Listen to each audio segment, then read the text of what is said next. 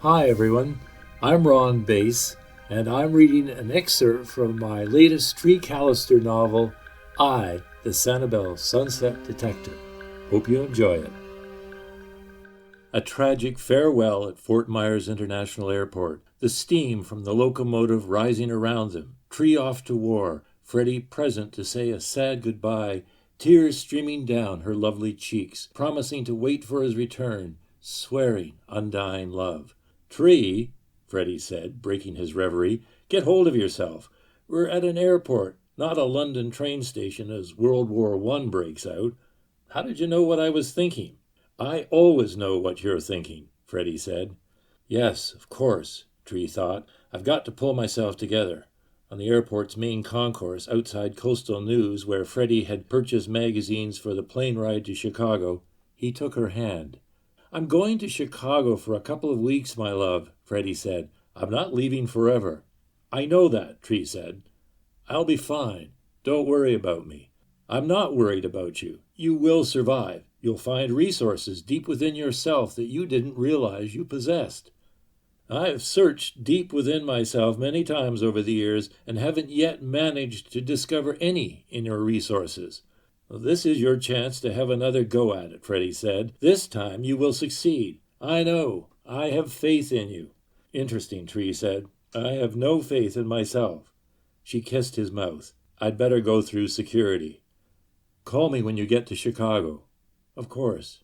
They kissed again. She squeezed his hand. He watched her go off, watched from a distance as she endured the indignities of a security clearance, and then, with a final wave and a winsome smile, she was gone.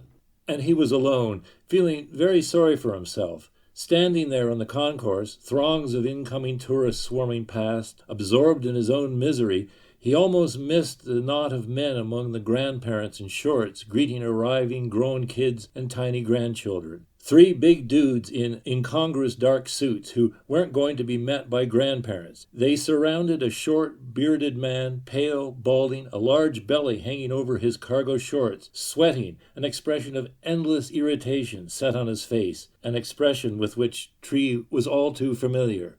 Sonny Player, Earl's notorious brother, was fast disappearing along the concourse, accompanied by his small band of not very merry men. Earl had said he didn't know where his brother was. The national press was searching for him everywhere. Yet here he was, leaving an airport in South Florida. Tree Callister, curiosity getting the better of him, trailing. Sonny Player didn't veer downstairs to the arrival-level luggage kiosks. Instead, he kept going straight out of the airport. A black Cadillac Escalade waited at the curb outside the airport, a minion already holding the rear door open so that Sonny would not be delayed sliding into the back. The door closed. The three not-so-merry men piled in. It looked kind of crowded in there. Sonny was a dark blur behind tinted glass. A moment later, the Escalade sped forward. By the time Tree reached his wife's Mercedes and got out of the garage, he thought he'd lost them. But no, there was the Escalade ahead, the driver fumbling around, trying to get his parking ticket into the slot in the credit card payment line. Finally, the barrier in front rose, and the Escalade moved forward onto the airport roadway, Tree following.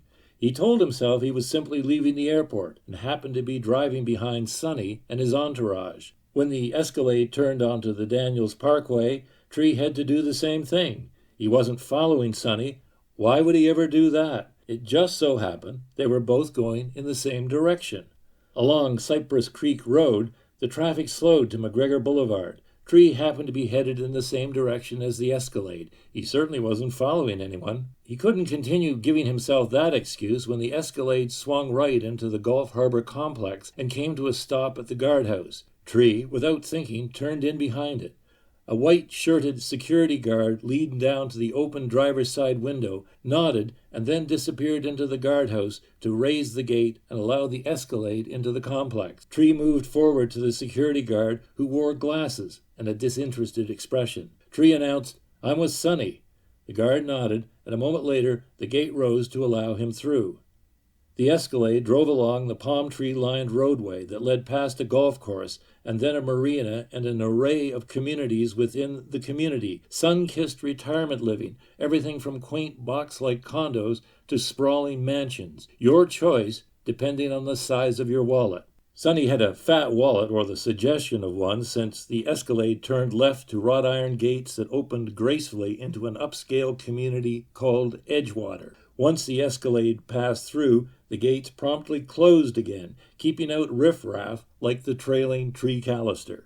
He drove further along to the marina, parked in the lot, and then was able to simply walk along a pathway into the hushed environs of the Edgewater complex. He found himself in a silent, perfectly arranged world of vast homes that could comfortably house small armies, but appeared uninhabited. He wandered aimlessly, thinking how foolish to be out here with no chance of discovering Sonny's whereabouts, when he spotted the Escalade halfway down the street. It sat on a driveway of interlocking bricks, leading to a sand-colored monstrosity with Greek columns and lots of beautifully maintained foliage. Tree tried to look casual as he sauntered past, one of the rich locals out for an afternoon stroll, except in this neighborhood he didn't feel very local or rich. Tree was staring at the house when a young woman suddenly appeared. She came at him wearing jeans and a t-shirt. Her hair was pulled back in a ponytail. He started in alarm, but otherwise there was no time to react before her hand shot up holding a red aerosol can. He backed away as she lunged. Clear, youthful features set in a look of concentration as she shot a thin liquid spray directly into his face. For seconds there was no feeling.